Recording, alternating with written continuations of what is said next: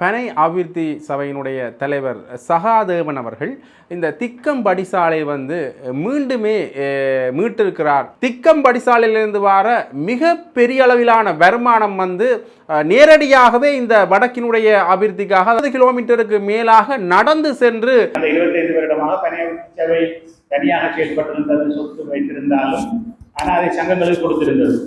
தேசிய மக்கள் சக்தியினர் தங்களுடைய பாடல் ஒன்றை வெளியிட்டிருக்கின்றார்கள். தேசிய தலைவர்களுடைய சிலை ஒன்றை அவர்கள் நிர்மாணிப்பார்கள், வெண்கல சிலை ஒன்றை நிர்மாணிப்பார்கள். வேலுப்பிள்ளை பார்வதி அம்மாளுடைய பேரில் ஒரு துறைமுகம் ஒன்றும் வரப்போகின்றது.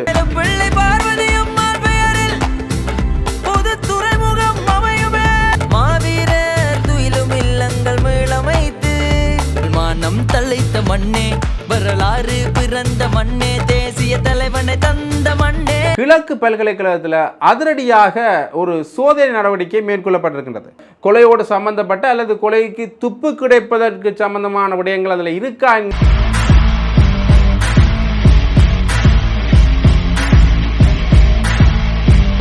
மக்கள் சக்தியினர் தங்களுடைய பாடல் ஒன்றை வெளியிட்டிருக்கின்றார்கள். அந்த பாடலில் சில முக்கியமான விஷயங்களை குறிப்பிட்டிருக்கிறார்கள். தாங்கள் ஆட்சிக்கு வந்தால், உள்ளூராட்சி சபையில் தாங்கள் கைப்பற்றுவோமாக இருந்தால், தேசிய தலைவர்களுடைய சிலை ஒன்றை அவர்கள் நிர்மாணிப்பார்கள், வெண்கல சிலை ஒன்றை நிர்மாணிப்பார்கள், அவர் பிறந்த ஊரிலேயே வெல்வெட்டித்துறையிலேயே என்கிற விடயத்தையும் சொல்லியிருக்கிறார். கிட்டத்தட்ட அது ஒரு வெல்வெட்டித்துறை சார்ந்த ஒரு பாடலாகத்தான் இருக்கின்றது. அதில் பட்ட திருவிழா பற்றி பேசப்படுகின்றது, சுற்றுலா தலமாக வெல்வெட்டித்துறை இருக்கின்றது என்ற விடயம் தொடர்பாக பேசப்படுகின்றது. அதில் ஒரு விடயமாக தேசிய தலைவர் பிரபாகரன் அவர்களுடைய அந்த வெண்கல சிலையை வடித்து அவர் பிறந்த ஊரிலேயே அதை நிர்மாணிப்பார்கள் என்றும் அவர்கள் சொல்லியிருக்கின்றார்கள். அது மட்டுமில்லாமல் தலைவருடைய தாய் மற்றும் தந்தையருடைய பேரில், வேலுப்பிள்ளை பார்வதி அம்மாளுடைய பேரில் ஒரு துறைமுகம் ஒன்றும் வரப்போகின்றது, நாங்கள் உள்ளூராட்சி சபைகளை கைப்பற்றுவோமாக இருந்தால் அந்த துறைமுகத்தையும் அவர்கள் அமைப்பார்கள் என்ற விஷயத்தையும் சொல்லியிருக்கிறார். அது மட்டுமில்லாமல் இப்போ உங்களுக்கு தெரியும், மிக பிரதானமான பேசுபொருளாக இருக்கிறதே இந்த துயிலும் இல்லங்களை எப்போ விடுவிப்பார்கள் என்பது தொடர்பானது தான். அது இப்போ இராணுவங்களோட கட்டுப்பாட்டில் இருக்குது. அவர்கள் அந்த காணொலியில் துயிலும் இல்லங்கள் புதிதாக நிர்மாணிக்கப்படும் என்ற ஒரு விஷயத்தை சொல்லி அதை பராமரிப்பதற்குரிய செலவுகள் மற்றும் பராமரிக்கிறதுக்குரிய ஆள் விடயங்கள் தொடர்பான அனைத்து விடயங்களையும் சபையே கவனிக்கும், உள்ளூராட்சி சபையே கவனிக்கும் என்கிற விடயத்தையும் ஒரு பிரச்சார பாணியில் இந்த காணொலியில் வெளியிட்டிருக்கின்றார்கள்.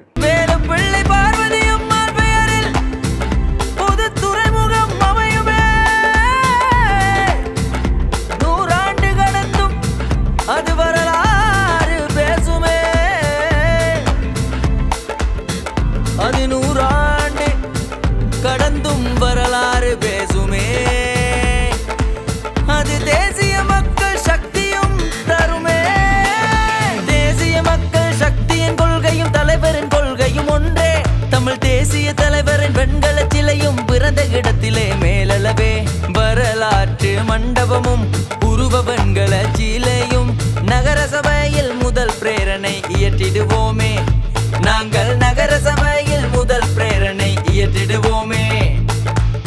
பிரதேசங்கள் அனைத்திலும் மாவீரர் துயிலும் இல்லங்கள் மீளமைத்து பராமரிக்கும் பணியும் சபைகள் பொறுப்பேற்குமே. ஆண்டுகள் எத்தனை ஆனாலும் தமிழரின் அடையாளம் நிலைக்குமே, தமிழரின் அடையாளம் நிலைக்க தேசிய மக்கள் சக்தியும் தருமே. வளம் சேரும் வெண்ணாடே, வறுமை மீளும் கண்கூடே, வரிச்சுமையும் குறைந்ததோடே, முழு நாடும் மனுரவோடே. வீரம் விளைந்த மண்ணே, தமிழ் மானம் தழைத்த மண்ணே, வரலாறு பிறந்த மண்ணே, தேசிய தலைவனை தந்த மண்ணே. வீரம் விளைந்த மண்ணே, தமிழ் மானம் தழைத்த மண்ணே, வரலாறு பிறந்த மண்ணே, தேசிய தலைவனை தந்த மண்ணே. மண்ணே வல்வெட்டி தூரையே, மண்ணே வல்வெட்டி தூரையே, தமிழர் அடையாள மாநகம் நிலம் தன்னிறைவாவது எப்போது, தரணி நிகர் வசதிகளோடும் நிலை மாறுவது எப்போது. இன்று வரை அபிவிருத்திகள் ஏதும் இல்லை, அறம் மறந்த அரக்க குணம் நிறைந்த அரசியல்வாதிகள், ஊழலில் கொளுத்த அரக்க குணம் நிறைந்த அரசியல்வாதிகள். சிவப்பு சாலைகளும் வெள்ளை வேட்டிகளும் அவர்களோடு அடிவருடிகளும் வலித்து துடைத்திட வறுமையானதோ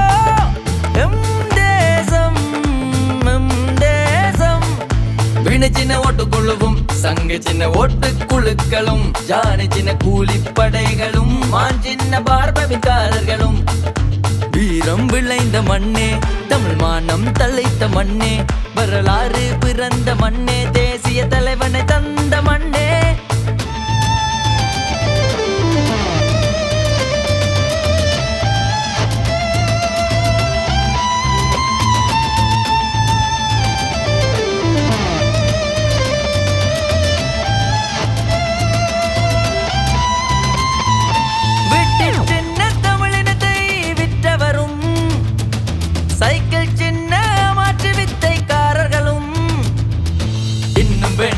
எமக்கு அவர்கள் சொல்ல வேண்டுமே கணக்கு இன்னும் வேண்டுமா எமக்கு அழிந்தது எம் தமிழின வாழ்வு ஒட்டுமொத்த தமிழின தேசிய தலைவரின் போராட்டத்தை வேறெடுத்து கூறு போட்டு ஆடிய அரசியல் நாடகம் போதும் போதும் எமக்கு அவர்கள் சொல்ல வேண்டுமே கணக்கு முள்ளி வாய்க்கால் வரை கூடவே கொண்டு சென்றதும் இவர்களே போதும் போதும் எமக்கு அவர்கள் சொல்ல வேண்டுமே கணக்கு முள்ளி வாய்க்கால் வரை கூடவே கொண்டு சென்றதும் இவர்களே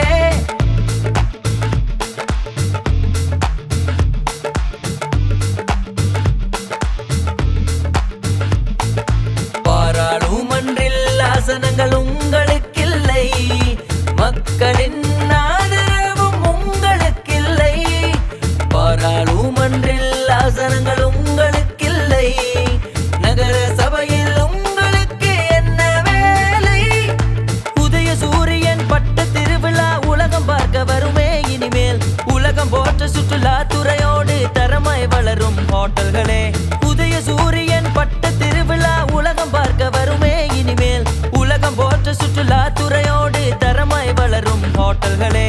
அடுத்ததாக இப்போ வெளியாக இருக்கின்ற முக்கியமான செய்தி என்று பார்த்தீங்கன்னா பிள்ளையான் தொடர்பான செய்தி. உங்களுக்கு தெரியும், பிள்ளையான் கைது செய்யப்பட்டிருந்தார். கிழக்கு பல்கலைக்கழகத்தில் ரவீந்திரநாத் என்கின்ற பேராசிரியர், துணைவேந்தரும் பேராசிரியமாக இருக்கின்றவரை கடத்தி சென்று கொலை சென்றார் என்கின்ற விடயப்பிறப்பில் தான் கைது செய்யப்பட்டு விசாரணைகள் நடத்தப்பட்டு கொண்டிருக்கின்றன. அதில் பல தகவல்களும் வெளியாகி வண்ணமே இருக்கின்றன. அந்த வகையில் கிழக்கு பல்கலைக்கழகத்தில் அதிரடியாக ஒரு சோதனை நடவடிக்கை மேற்கொள்ளப்பட்டிருக்கின்றது. அங்கே இருக்கிற விரிவுரையாளர்கள்ட்ட வாக்குமூலங்கள் அல்லது விசாரணைகள் நடத்தப்பட்டுங்கிறது. அது மட்டும் இல்லாமல் அங்கே வேலை செய்கிற உத்தியோகத்தர்கள்ட்ட விசாரணைகள் நடத்தப்பட்டுங்கிறது. அங்கே முக்கிய ஆவணங்கள் பலவும் சோதனையிடப்பட்டிருக்கின்றது. அதாவது இந்த கொலையோடு சம்பந்தப்பட்ட அல்லது கொலைக்கு துப்பு கிடைப்பதற்கு சம்பந்தமான விடயங்கள் அதில் இருக்கா என்கின்ற முறையில் சோதனையிடப்பட்டிருக்கின்றது. கிட்டத்தட்ட 3 நாட்களாக இந்த சோதனை நடவடிக்கை மேற்கொள்ளப்பட்டிருக்கின்றது. அது மட்டும் இல்லாமல் தொடர்ந்துமே இந்த உயிர்த்தனார் தாக்குதலோட பிள்ளையான் சம்பந்தப்பட்டிருப்பார் என்ற ரீதியாகவும் இந்த இது தொடர்பான விசாரணைகள் நடந்த வண்ணமே இருக்கின்றன. ஆகவே அதுன்ற ஒரு புள்ளியாகத்தான் இதுவும் தொடர்ந்த வண்ணம் இருக்கிறது. பார்க்கலாம் இந்த பிள்ளையான் தொடர்பான விஷயம் எந்த அளவில் முடிய போகின்றது என்பதை. ஏற்கனவே அன்ரோமார் நாயக் அவர்கள் சொல்லியிருந்தார், உயிர்த்தனார் தாக்குதல் தொடர்பான பிரதான சூத்திரதாரி வெளியிடப்படுவார் என்று. அவர் பிள்ளையானா என்கின்ற கேள்வியும் இப்போ எழுந்திருக்கின்றது. தொடர்ந்துமே பார்க்கலாம் இது தொடர்பான விடயங்கள். அது மட்டும் இல்லாமல் அர்ச்சுனா ராமநாதன் அவர்கள் தான் செய்த பிழைகள் என்று ஒரு காணொலியை வெளியிட்டிருக்கிறார். அவருடைய யூடியூப் வலைத்தளத்தில் இந்த காணொலியை வெளியிட்டிருக்கின்றார். தான் முன்னர் பலருக்கு ஆதரவு தெரிவிப்பதாக சொல்லியிருந்தார். முதல்ல டக்ளஸ் தேவானந்த் அவர்களுக்கு ஆதரவு தெரிவிச்சிருந்தார். அது தவறு. பிறகு எனக்கு அது அரசியல் முதிர்ச்சி இல்லாத காரணத்தினால தான் நான் அவருக்கு ஆதரவு தெரிவித்தேன். பிறகு அவரையே விமர்சித்தேன், அதுவும் தவறு. அதற்கு பிறகு சஜித் பிரேமதாஸ் அவர்களுக்கு ஆதரவு தெரிவிப்பேன் என்று சொல்லியிருந்தேன், அதுவும் என்னுடைய அரசியல் முதிர்ச்சியின்மையால் தான் அப்படி சொல்லினான். பிறகு அன்ரோமார் நாயக் வந்தால் ஊழலற்ற ஒரு ஆட்சி வரும் என்றதுக்காக அன்ரோமார் நாயக் அவர்களுக்கும் நான் ஒரு கட்டத்தில் ஆதரவு தெரிவிச்சிருந்தேன், அதுவும் என்னுடைய பிழை. ஆகவே என்னுடைய அரசியல் பயணத்தில் நிறைய பிழைகளை இழைத்து தான் நான் இப்போ அரசியல் பயணத்துக்கு வந்திருக்கேன். அது காரணம் என்று பார்த்தீங்க, என்னுடைய மாமாவோ அப்பாவோ என்னுடைய உறவினர்கள் யாருமே அரசியலில் இல்லை. நான் தனித்து இப்போ நேரடியாக அரசியலில் இறங்கியிருக்கிறேன். அப்போ எனக்கு அரசியல் தெளிவு போதாது என்கின்ற விடயத்தை அவர் ஒப்புக்கொண்டிருக்கிறார். அது மட்டும் இல்லாமல் எங்களுடைய தமிழ் கட்சிகளும் ஒருவர் ஒரு விமர்சனம் செய்து கொண்டிருக்கிறார்கள் என்ற விடயம் தொடர்பாகவும் அவர் தன்னுடைய விமர்சனத்தையும் முன்வைத்திருக்கின்றார் அந்த குறிப்பிட்ட காணொலியில். இப்படியாக பல தகவல்கள் வெளியாகிய வண்ணம் இருக்கின்றன. இலங்கை அரசியல் பரப்பிலையும் வடகிழக்கு அரசியல் பரப்பிலையும் கிட்டத்தட்ட தேர்தல் சம்பந்தமான விடயம் நாட்கள் என்றபடியாக தேர்தல் சம்பந்தமான பல விடயங்களும் வெளியாகி கொண்டே இருக்கின்றன. அது தொடர்பான காணொலிகளை உடனுக்குடன் அறிந்து கொள்ள ஜெஃப்னா புடியன் சேனலோட இணைஞ்சிருங்க. நன்றி, வணக்கம்.